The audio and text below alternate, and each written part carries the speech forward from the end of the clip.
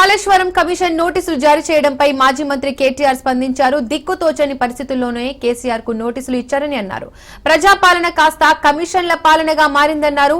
చట్టాలపై విశ్వాసం ఉందని ఎన్ని నోటీసులు ఇచ్చినా హామీల అమలుపై ప్రభుత్వాన్ని వదలమన్నారు. ఇదంతా కాంగ్రెస్ బీజేపీ కలిసి ఆడుతున్న నాటకమన్న కేటీఆర్ పాలన చేతకాక ప్రజల దృష్టిని మళ్లిస్తున్నారని ఫైర్ అయ్యారు. కమిషన్లు తప్ప ప్రభుత్వానికి మరో దారి కనిపించడం లేదన్నారు. ఎన్ని నోటీసులు ఇచ్చినా ఎన్ని డ్రామాలు ఆడినా అవన్నీ కూడా తప్పకుండా దూది పింజల్లా తేలిపోతాయని కేటీఆర్ చెప్పుకొచ్చారు.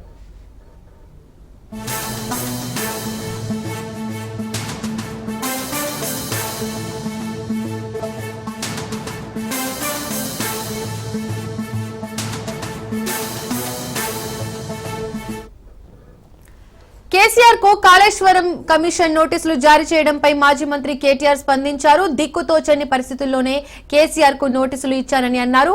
ప్రజాపాలన కాస్త కమిషన్ల పాలనగా మారిందన్నారు. చట్టాలపై విశ్వాసం ఉందని ఎన్ని నోటీసులు ఇచ్చినా హామీల అమలుపై ప్రభుత్వాన్ని వదలమన్నారు. ఇదంతా కాంగ్రెస్ బీజేపీ కలిసి ఆడుతున్న నాటకమన్న కేటీఆర్ పాలన చేతకాక ప్రజల దృష్టిని మళ్లిస్తున్నారని ఫైర్ అయ్యారు. కమిషన్లు తప్ప ప్రభుత్వానికి మరో దారి కనిపించడం లేదన్నారు. ఎన్ని నోటీసులు ఇచ్చినా ఎన్ని డ్రామాలు అవన్నీ కూడా తప్పకుండా దూది పింజల్లా తేలిపోతాయని కేటీఆర్ చెప్పుకొచ్చారు.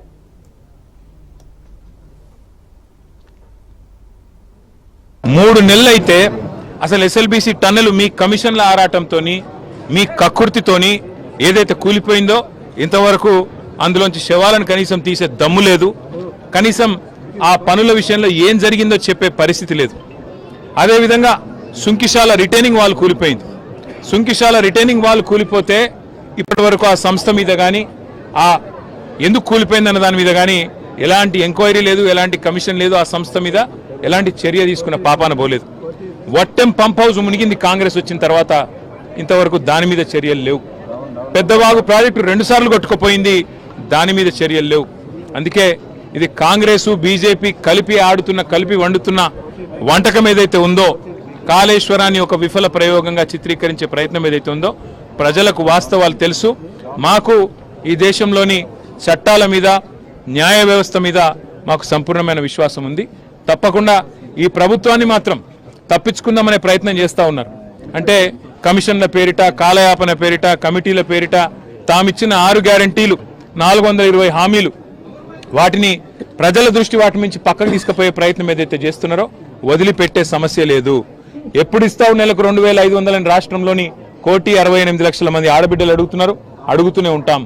అట్లాగే ఎప్పుడు ఇస్తావు తులం బంగారం అని ఇవాళ పెళ్లిళ్లలో ఉండే ఆడబిడ్డల తల్లిదండ్రులు అడుగుతున్నారు, వదిలిపెట్టాం.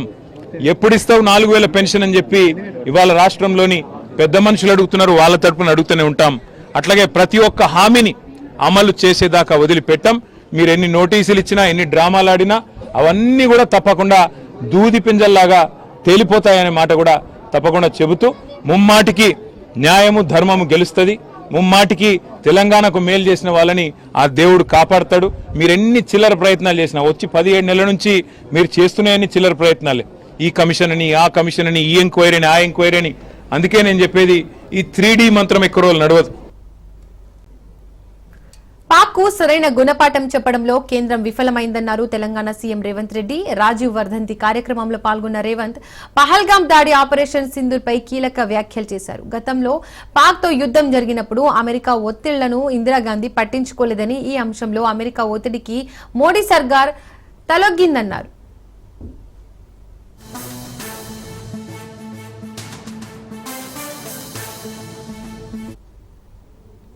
దేశంలో తీవ్రవాదాన్ని నిర్మూలించడంలో ఇందిరాగాంధీ ఆదర్శమన్నారు. దేశ సమగ్రత విషయంలో రాజకీయాలు చేయమని, దేశ భద్రతకు మేం కట్టుబడి పనిచేస్తామన్నారు.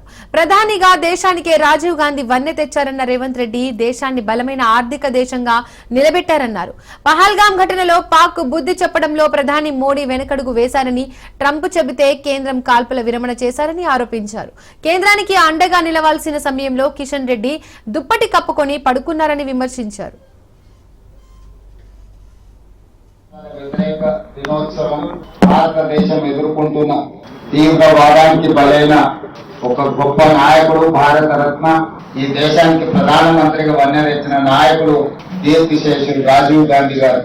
వారిని స్మరించుకోవడం, తీవ్రవాదం మీద పోరాటం చేయడం అనేది ప్రతి భారతీయుడి యొక్క లక్ష్యం. వారు ఇచ్చిన స్ఫూర్తి, వారి నాయకత్వం ఈ భారతదేశానికి 21వ శతాబ్దానికి పునాదులు వేసింది. సాంకేతిక నైపుణ్యంతో పాటు ఆర్థిక సరళీకృత విధానాలకు ఆద్యం పోసి ఆర్థిక సరళీకృత విధానాలతో దేశాన్ని బలమైన ఆర్థిక దేశంగా నిలబెట్టడమే కాకుండా యువతకు 21 సంవత్సరాల ఓటు హక్కు ఉంటే వయస్సు తగ్గించి 18 సంవత్సరాలకి ఓటు హక్కు ఇచ్చి ఈ దేశంలో రాష్ట్ర ప్రభుత్వాలను, కేంద్ర ప్రభుత్వాలను ఏర్పాటు చేయడంలో యువతకు కీలకమైన బాధ్యతను అప్పచెప్పిన ఒక గొప్ప నాయకుడు రాజీవ్ గాంధీ గారు. ఈ రోజు మనమందరం నిన్న మొన్న జరిగిన పహల్గామ్ సంఘటన తర్వాత మొట్టమొదటిసారి దేశ విభజన సమయంలో ప్రాణాలు అర్పించిన మహాత్మా గాంధీ గారిని గుర్తు చేసుకోవాలి.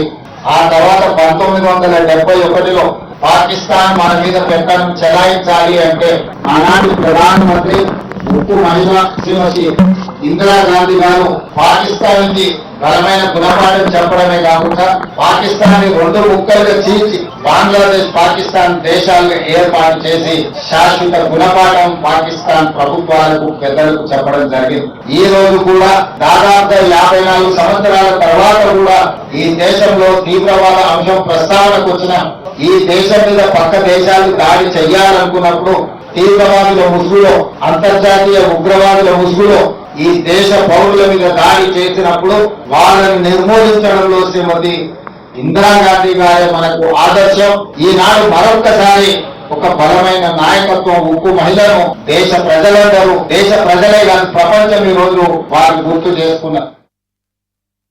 ఈ రోజు 100% అండగా నిలబడ్డ కాంగ్రెస్ పార్టీని రాహుల్ గాంధీ గారిని నిందించడం ద్వారా తమ చేతగాని తనాన్ని కప్పిపుచ్చుకోవాలని బీజేపీ నాయకులు ప్రయత్నం చేస్తున్నారు. కేంద్ర మంత్రిగా పనిచేస్తున్న కిషన్ రెడ్డి గారు విచక్షణ కోల్పోయింది. రాహుల్ గాంధీ గారి గురించి తప్పుడు మాటలు మాట్లాడుతున్నారు. మొట్టమొదట క్యాండిల్ ర్యాలీ తీసి అమరులకు నివాళులు అర్పించింది తెలంగాణ ప్రభుత్వం. మొట్టమొదటి ఈ దేశంలోనే తిరంగా ర్యాలీ తీసి అధికార శ్రేణులతో పాటు ప్రభుత్వ యంత్రాంగం మొత్తం కదిలొచ్చి కేంద్ర ప్రభుత్వానికి ప్రధానమంత్రిగా మేమండగా నిలబడ్డాం. ఆ రోజు కిషన్ రెడ్డి ఇంట్లో తుప్పడిగా పడుకున్నాడు. కేంద్ర మంత్రిగా, ప్రధానమంత్రిగా అండగా నిలబడాల్సిన కిషన్ రెడ్డి ఇంట్లో పడుకుంటే తెలంగాణ రాష్ట్ర ముఖ్యమంత్రిగా, తెలంగాణ 4 కోట్ల ప్రజల తరఫున ప్రధానమంత్రి నరేంద్ర మోడీ గారికి, కేంద్ర ప్రభుత్వానికి, మన బలగాలకు మేము అండగా నిలబడి వేలాది మంది మేమున్నాం, నీకు తోడుగా నువ్వు యుద్ధం చెయ్యి అని నేను చెప్పినా. ఆ రోజు కిషన్ రెడ్డికి అభినందించడానికి నోరు రాలేదు. కానీ ఈ రోజు చేసిన తప్పులను కప్పిపుచ్చుకోవడానికి మీ గొప్పలు మీరు చెప్పుకుంటే మాకు అభ్యంతరం లేదు. మీరు గొప్పలో, మీరు గొప్ప వాళ్ళలో కాదు ప్రజలు నిర్ణయిస్తారు. కానీ రాహుల్ గాంధీ గారిని నిందించడం ద్వారా మీ చేతగానితనం స్పష్టంగా కనిపిస్తుంది. ఈ చేతగాని తన మాటలు మాట్లాడడం మానేసి తీవ్రవాదులకు గుణపాఠం చెప్పడానికి ఆలోచన చేయండి.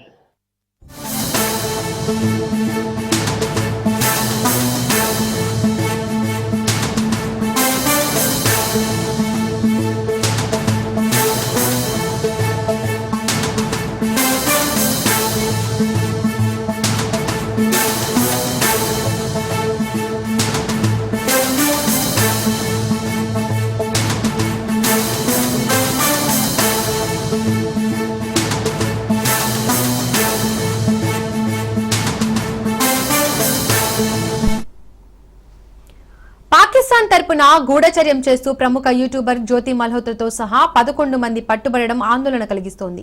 పాక్ ఐఎస్ఐ డబ్బు కోసం వీరంతా భారత సమాచారాన్ని పాకిస్తాన్ కు చేరవేస్తున్నారు. ఇందులో జ్యోతి మల్హోత్రా విషయం కీలకంగా మారింది. ఆమెకు ఢిల్లీలోని పాక్ రాయబార కార్యాలయంలోని భారత్ చేత బహిష్కరించబడిన డానిష్ అనే వ్యక్తితో సంబంధాలు ఉన్నాయని స్పష్టంగా తెలుస్తోంది.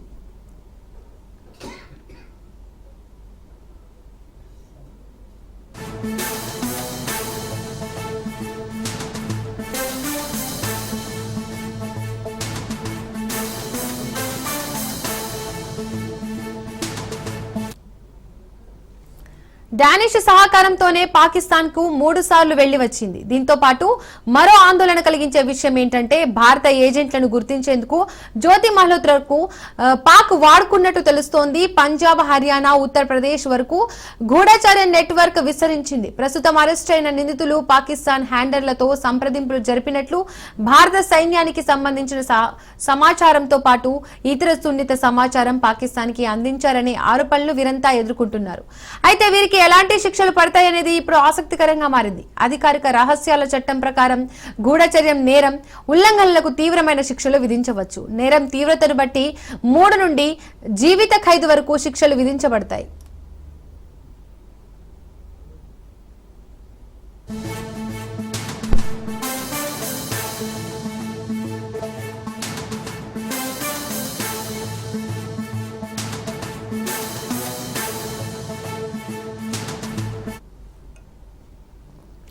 ఇక పాకిస్తాన్ తరపున గూఢచర్యం చేస్తూ ప్రముఖ యూట్యూబర్ జ్యోతి మల్హోత్రాతో సహా 11 మంది పట్టుబడడం ఆందోళన కలిగిస్తోంది. పాక్ ఐఎస్ఐ డబ్బు కోసం వీరంతా భారత సమాచారాన్ని పాకిస్తాన్ కు చేరవేస్తున్నారు. ఇక ఈ అంశానికి సంబంధించి మరిన్ని అప్డేట్స్ మా ప్రతినిధి సైదులు లైవ్ ద్వారా అందిస్తారు. సైదులు,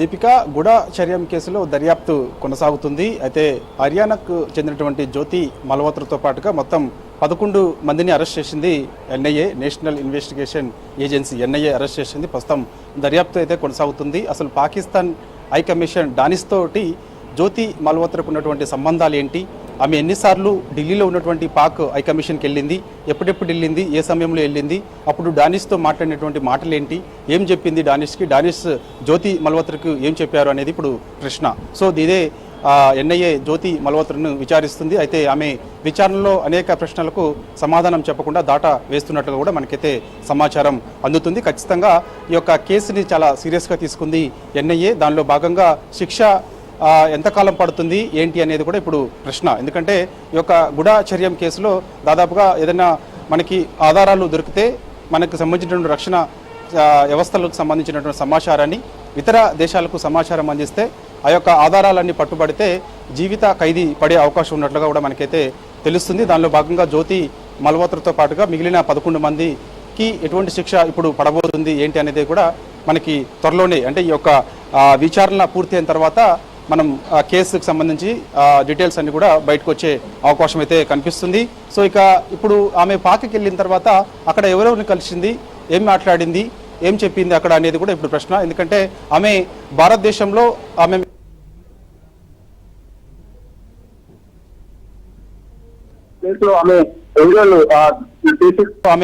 వీడియోలు తీసింది. సో అక్కడ రీల్స్ లాంటివి చేయడం, ఆ సమాచారాన్ని వెళ్ళినప్పుడు ఉన్నటువంటి ప్లేస్ సందర్శించినప్పుడు అక్కడ పరిణామాలు ఏ విధంగా ఉన్నాయి ఏంటి అనేది మాత్రమే ఇచ్చిందా, లేకపోతే మధ్య కాలంలో ఒడిశా రాష్ట్రానికి కూడా వెళ్ళింది. అక్కడ ఆమె ఫ్రెండ్ ప్రియాంక, అక్కడ కూడా ప్రియాంక కూడా యూట్యూబరే. సో ప్రియాంక కూడా యూట్యూబరే. సో ఆమెకి మంచి ఫాలోయింగ్ ఉంది.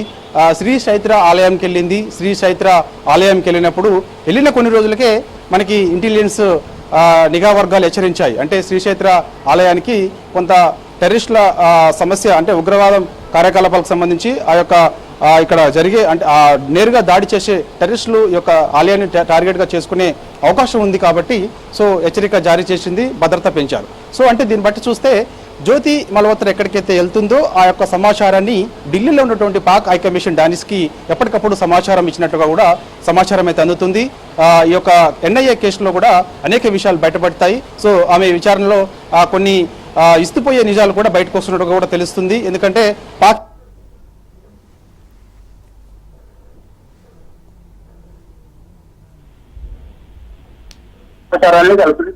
సమాచారాన్ని ఆమె ఐఎస్ఐ డబ్బుల కోసం పడి ఎంత దిగజారిందంటే అర్థం చేసుకోవచ్చు. ఇక అర్థం చేసుకోవచ్చు. దీన్ని బట్టి మనం అంటే ఆ డబ్బులకు కక్కుర్తపడి పోయి మన యొక్క సున్నితమైన అంశాన్ని, రక్షణ వ్యవస్థకు సంబంధించిన అంశాన్ని నేరుగా పక్క దేశం పాకిస్తాన్, అంటే పాకిస్తాన్ అంటే మనకు తెలుసు ఏ విధంగా మనం పాకిస్తాన్ మధ్య పోరు ఏ విధంగా ఉంటుంది, మన మధ్య జరిగే ప్రాబ్లమ్స్ ఏంటి అన్ని తెలుసు. కానీ అలాంటి దేశానికి మన దేశంలో పుట్టి మన దేశ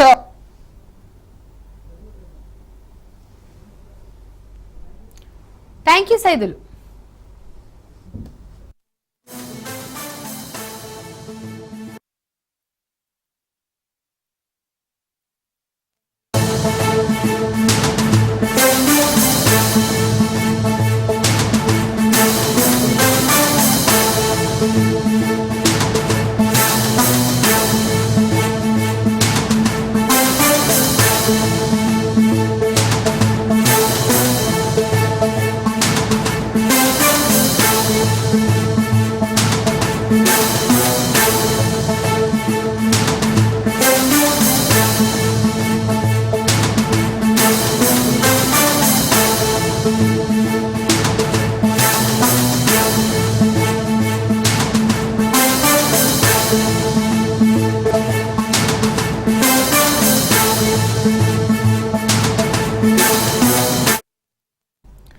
ఏపీ బీజేపీలో కీలక పరిణామం చోటు చేసుకుంది. ఢిల్లీకి రావాలంటూ బీజేపీ సీనియర్ నాయకులు సింగారెడ్డి రామచంద్రారెడ్డికి కమలం పెద్దలు పిలుపు అందించారు.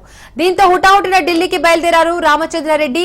బీజేపీ అగ్ర నాయకులను సింగారెడ్డి రామచంద్రారెడ్డి కలవనున్నారు.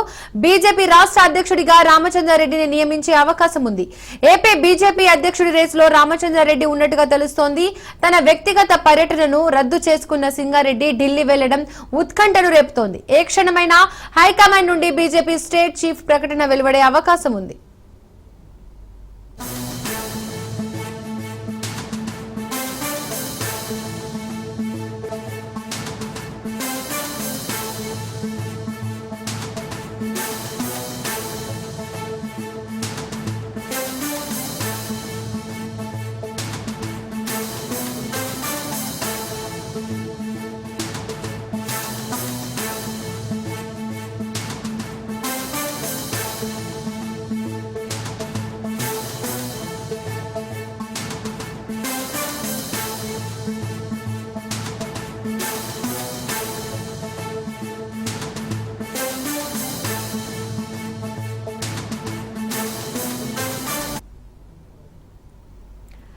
ఏపీ బీజేపీలో కీలక పరిణామం చోటు చేసుకుంది. ఢిల్లీకి రావాలంటూ బీజేపీ సీనియర్ నాయకులు సింగారెడ్డి రామచంద్రారెడ్డికి కమలం పెద్దలు పిలుపు అందించారు. ఈ అంశానికి సంబంధించి మరిన్ని అప్డేట్స్ మా ప్రతినిధి మహేందర్ లైవ్ ద్వారా అందిస్తారు. మహేందర్, ఏపీలో బీజేపీ స్వతహా ఎదగాలని అనేక స్కెచ్లు వేస్తూనే ఉంది. అది వచ్చిన ఈ అవకాశాన్ని కూడా వదులుకోవట్లేదు. అయితే ఇప్పుడు తాజాగా ఎన్డీఏలో భాగస్వామిగా ఉంటూనే, అంటే టీడీపీ జనసేన బీజేపీ భాగస్వామి ఉంటూనే పొత్తే ఇటు స్వతహా ఎదగడం కూడా పార్టీ ఫోకస్ అనేటట్టుగా అనేక ఫోకస్లు అయితే పార్టీ ఎదుగుదలపై అయితే పెట్టింది. మరి ఇప్పుడు ఏపీ బీజేపీ అంటే రథసారథి అంటే మొత్తంగా కూడా బీజేపీ భుజాలను ఎత్తుకొని కార్యకర్తల నుంచి నేతలందరినీ కూడా మొత్తం అందరినీ ఒక్క తాటి మీద తీసుకొచ్చి మొత్తం పార్టీని ఇక్కడ విస్తృతంగా ఏర్పాటు చేసిన నాయకుడు ఎవరు అనే దానిపైన అయితే కసరత్తు చేశారు. దానికి తగ్గట్టుగా కొంతమంది పేర్లను కూడా బీజేపీ అధ్యక్షుల రేసులో ఖరారు చేసింది. మరి దాంట్లో ఏపీ బీజేపీ చీఫ్ పై కసరత్తు చేసిన విషయం తెలుస్తుంది. మరి ఇప్పుడు ఎవరికి బాధ్యతలు అప్పగిస్తారన్న దానిపైన అయితే ఒక ఉత్కంఠ అయితే నెలకొంది. మరి రేసులో ఇప్పటికే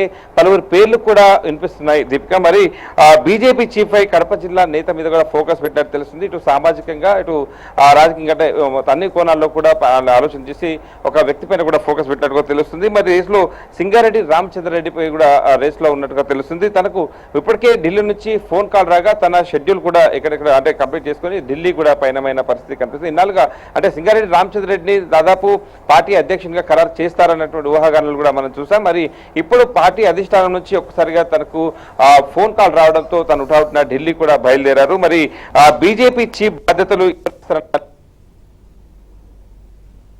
మరోవైపు ఇప్పటికే కొన్ని పేర్లు కూడా అక్కడ ఖరారు చేశారు. మరి వీటన్నిటిలో ఎవరిని బీజేపీ చీఫ్ గా అక్కడ పెట్టుకుంటారు అనే దానిపైన అవుతుంది. మరి ఇటు పార్టీ పెద్దల మద్దతు అంతా కూడా సింగిరెడ్డి రామచంద్రకి ఉన్నట్టుగా కూడా తెలుస్తుంది.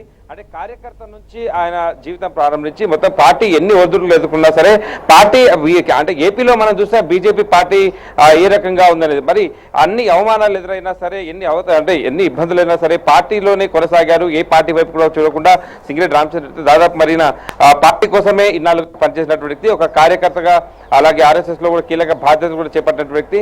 మరి అలాంటిది ఆయనకే పదవులు అంటే అధ్యక్ష పదవి అప్పచెప్తారని కూడా దాదాపు గతంలో కూడా అనుకున్న విషయం తెలిసిందే. సో మొత్తానికైతే రాయలసీమ నేతకు అవకాశం ఇవ్వాలి. మరి కడప అంటే వైఎస్ఆర్సీపీ గతంలో ఒక పార్టీ అధికారంలో ఉంది, ఒకసారి అధికారంలో ఉన్నటువంటి వైఎస్ఆర్సీపీ. అలాంటిది ఈ సింగల్ రామచంద్ర రెడ్డి కూడా దాదాపు ఆయన కడప జిల్లాకు చెందిన వ్యక్తి, రెడ్డి సామాజిక వర్గానికి చెందినటువంటి వ్యక్తి. సో మరి ఆ రకంగా రెడ్డి సామాజిక వర్గానికి కూడా పార్టీ బాధ్యతలు అప్పగించాలన్న ఆలోచనలో కూడా బీజేపీ అధిష్టానం ఉన్నట్టుగా కూడా తెలుస్తుంది. మరి ఇప్పుడు రెడ్డి వర్యులకి ఇస్తే అది కలిసి వస్తుందన్న విశ్వాసం కూడా పార్టీలో బలంగా తెలిసిన విషయం. అయితే మొదటి నుంచి కూడా బీజేపీలో క్రియాశీలకంగా వివరిస్తున్నటువంటి ఈ సింగల్ రామచంద్ర రెడ్డి అని కూడా తెలుస్తుంది. అనేక కార్యక్రమాలు కూడా ఆయన చేసినటువంటి కార్యక్రమాలు కావచ్చు, పార్టీ బలోపేతం చేయడానికి ఆయన చేసిన ప్రయత్నాలన్నీ కూడా మనం చూస్తూనే ఉన్నాం. మరి ఇప్పుడైతే ఆర్ఎస్ఎస్ సేవక్ దళ్ గుర్తింపు కూడా పొందారు ఆయన. అలాగే రైతు ఉద్యమాల్లో కూడా ప్రజా గొంతుకు కూడా ఆయన వివరించారు. మరి ఇప్పుడు పసుపు రైతుల కష్టాలకు ఫుల్ స్టాప్ పెట్టిన దాంట్లో కూడా ఉద్యమకారుడిగా కూడా ఆయన ఒక గుర్తింపు అనేది ప్రత్యేక గుర్తింపు కూడా ఉంది. మరి బీజేపీ జాతీయ రాష్ట్ర కిసాన్ విభాగాల్లో కూడా ముఖ్య బాధ్యతలు కూడా ఆయన నిర్వహించిన విషయం చూసాం. మరి ఇటు కేంద్ర ప్రభుత్వ పథకాల ప్రచారాల్లో బాధ్యతలు కూడా నిర్వర్తించారు ఈ సింగారెడ్డి. మరి ఇప్పుడు ఆయనకు ఒకటి ఇన్నాళ్ళుగా పార్టీ అధ్యక్షులుగా ఆయన పేరు వస్తుంది, ఆయన పేరు ప్రకటిస్తారు అని ఊహాగానాలు అయితే వచ్చాయి. మరి ఇప్పుడు ఒక్కసారిగా అంటే పార్టీ అధిష్టానం నుంచి ఆయన కాల్ రావడం అనేది కూడా అంటే ఆ రకంగా మనం చూస్తున్నాం. మరి సింగారెడ్డి రామచంద్రకి ఈసారి ఖచ్చితంగా పార్టీ అధ్యక్ష బాధ్యతలు వస్తాయి అనేటువంటి ఆశాభావంలో ఇప్పటికే ఆయన ఆ అభిమానులతో పాటు అంటే ఆయన కింది స్థాయి నుంచి అంటే కార్యకర్తల నుంచి కూడా కార్యకర్త ఎప్పుడు మా అందుబాటులో ఉండే వ్యక్తి, కార్యకర్తలకు ఏ చిన్న ఇబ్బంది ఉన్నా సరే ఆయన అంటే మరో గంట సేపట్లోనే అక్కడ ఉన్నటువంటి వ్యక్తి. మరి ఇలాంటి వ్యక్తికి పార్టీ అధ్యక్ష బాధ్యతలు అప్పగించాలి, ఇక్కడ పార్టీ బలోపేతం జరగాలంటే ఇలాంటి వ్యక్తికి ఇవ్వాలి అనేటువంటి డిమాండ్లు కూడా మన పార్టీకి అంటే పార్టీ అధిష్టానానికి వెళ్ళిన డిమాండ్లు కూడా గతంలో చూసాం. మరి పార్టీ ఇప్పటికే పలువురు నేతల పేర్లు అయితే ఖరారు చేసింది, దాంట్లో సింగారెడ్డి రామచంద్ర రెడ్డి పేరు కూడా ఉన్నట్టుగా తెలుస్తుంది. మరి ఒకసారిగా ఇప్పుడు ఆయనకు ఫోన్ కాల్ అంటే అధిష్టానం నుంచి ఢిల్లీ నుంచి ఫోన్ కాల్ రావడం, ఇప్పుడు ఆయన ఢిల్లీకి బయలుదేరడం, ఇవన్నీ చూస్తుంటే ఈసారి ఆయనకు టికెట్ అంటే పార్టీ అధ్యక్ష వచ్చే అవకాశం అయితే కనిపిస్తున్నట్టుగా కూడా ప్రచారం అయితే సాగుతుంది. మరి పార్టీ బలోపేతం చేయడానికి అది ఇప్పటికే వైపు కూటమిలో ఉన్నప్పటికీ కూడా బీజేపీ సొంతంగా ఎదగాలని విషయ ప్రయత్నాలు అయితే చేస్తుంది. మరోవైపు పురంధేశ్వరి పదవి కూడా జూలైలో ముగిన నేపథ్యం. మరి ఇలాంటి సందర్భంలో సింగర్ రామచంద్రకి కాల్ రావడం, ఢిల్లీ ఆయన బయలుదేరడం, ఇవన్నిటిపైన కూడా దాదాపు పార్టీ అధ్యక్ష పదవిని ఆయన ఏదైతే ఆయనకే రావాలని ఎదురు చూశారు. అలాంటి కార్యకర్తలందరికీ కూడా ఇదొక శుభ పరిణామం అని అనుకోవచ్చు. మరి వాళ్ళ ఊహలన్నీ కూడా నిజం కావాలని కూడా చాలా మంది కూడా ఇప్పటికే ఆయనకు సోషల్ మీడియా వేదికగా విషెస్ కూడా చెప్తున్న నేపథ్యం కనిపించింది. సో మరి సింగరెడ్డి రామచంద్ర రెడ్డి అంటే భవిష్యత్ ఇప్పుడు ఏం జరగబోతుంది ఢిల్లీలో అయితే ఇంత ఉడావుటే కాల్ రావడం, ఆయన ఢిల్లీ వెళ్ళడం, ఇవన్నీ విషయాలు చూస్తుంటే మాత్రం దాదాపు ఒక బీజేపీ అంటే ఆంధ్రప్రదేశ్ రాష్ట్రానికి బీజేపీ అధ్యక్షుడుగా మనం అనుకున్నటువంటి వ్యక్తి ఎవరైతే ఉన్నారో ఆ కార్యకర్తలు అందరూ అనుకుంటారో అలాంటి వ్యక్తి రాబోతున్నాడు అనేటువంటి ఊహాగానాలు అయితే తెలుస్తున్నాయి. Thank you Mahender.